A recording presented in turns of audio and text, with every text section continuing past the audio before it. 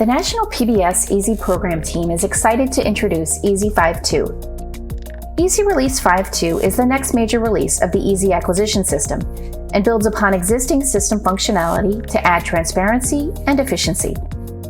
In this video, we will introduce the features of EASi 5.2. The release includes enhancements to the GSA 2437, indefinite delivery contracts, the digital signatures workflow, and the electronic contract file. The release also contains a behind-the-scenes expansion of the RPA user role, which is used to facilitate the operation of robotic process automation within EASi. First, we will discuss the enhancements to the GSA 2437. The GSA 2437 is in use in EASi today to document the details of contract changes. In EASi 5.2, the system will maintain the visibility of the GSA 2437 details throughout the record's lifecycle. All PR team members will be able to see the 2437 details dashboard after the 2437 is saved. The proposed 2437 will be visible during routing to all members of the routing list. And after the PR mod is approved and associated to the award mod, all members of the award team will be able to see a 2437 details dashboard link in the award mod's menu bar. In addition, EASi will now specify any missing mandatory fields on a PR mod's 2437 before routing, allowing the user to quickly make corrections. Now we will move on to discuss changes to indefinite delivery contracts. With EASi 5.2, users will no longer be able to identify solicitations and awards as indefinite delivery vehicles or IDVs. This change is driven by the regulatory requirements of FAR Subpart 4.10, which requires contracting officers to identify the award type. Instead of identifying an award type as an IDV, the contracting officer must identify the award as either an IDIQ, IDDQ, or requirements contract, depending on the nature of the award. This award type identification will flow onto the FPDS report.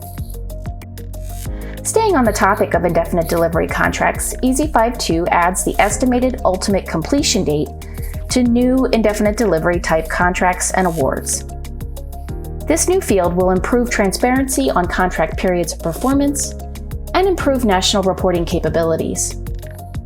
The estimated ultimate completion date is defined as the end date of the period of performance, inclusive of all options, whether those options are exercised or not.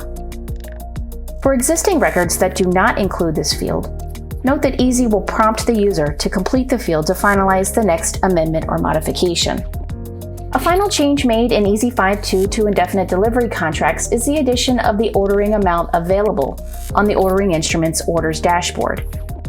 This change includes the relabeling of the base and all options value field to include a reference to the maximum ordering limitation, or MOL.